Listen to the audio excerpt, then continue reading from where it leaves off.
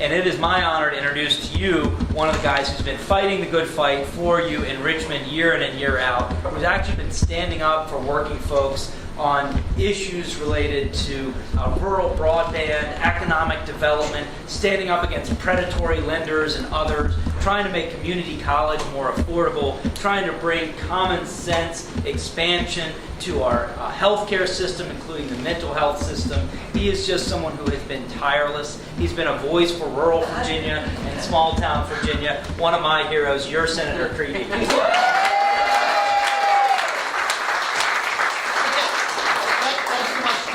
Longer than I will. Okay, his introduction was longer than my speech will be. I want to thank you all for being here. As some of you may know, this breakfast was a big part of the tradition, the pre-election tradition, originally for the Covington Democratic Committee. But this is the first breakfast we've had for 7 years.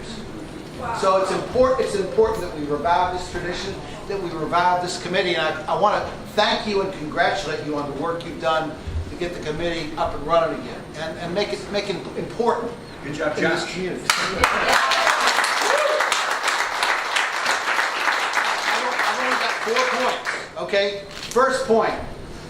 It's important. Now we're down to call and haul.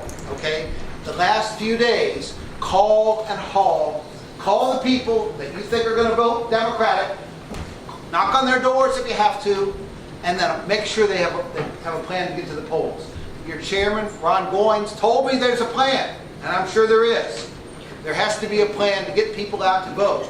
Ralph Northam is going to be an outstanding governor. He has the character, the experience,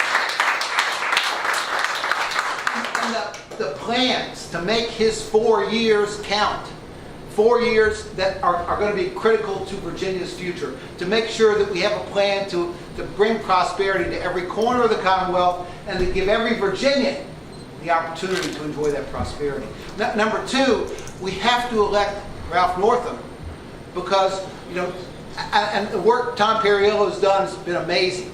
David Toscano, the Democratic leader in the House, the candidates they've recruited have raised unbelievable amounts of money. I mean, I'm shocked when I look at some of the reports and the solicitations. I don't know if you're like me, but I get a couple of dozen email solicitations from different candidates every day. They're working hard. We're going to pick up seats, but we're not going to get a majority in the House. We don't have a majority in the Senate. It's important to elect Ralph Northam to make sure we've got some roadblock. Terry McAuliffe vetoed 120 bills in 4 years. Those bills that passed the General Assembly would have taken us back. You remember last spring when North Carolina was a laughingstock of the country. We would be worse than North Carolina with some of the bills that passed the Virginia General Assembly. But for Terry McAuliffe as governor, those bills would be the law. We've got to have a Democratic governor as a roadblock. And Ralph Northam can be in the best tradition of Terry McAuliffe, of Tim Kaine, of Mark Warner, of the successful Democratic governors we've had. And the third point is this. We've heard a lot about resistance since last November. We all know what happened. And what's going on in Washington since January has not been anything less than what you would have expected from the campaign they ran. We've heard a lot about resistance. This is the first time it counts. This is the first election that counts. People all over the country are going to be looking at Virginia. Virginia leads.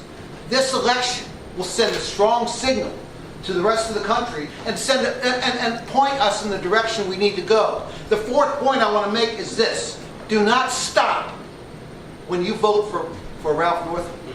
Justin Fairfax has what it takes to be an effective lieutenant governor. A lot of people say he's not been elected to office, but you know what?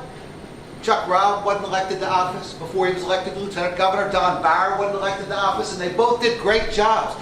We need a lieutenant governor who has the integrity and the intelligence to stand up and make the right decisions governing or ruling procedurally over the Senate and breaking ties when he has to. We've got to have that. Mark Herring has been a guy who has restored integrity to the office of the Attorney General after 20 years of Republican rule in that office.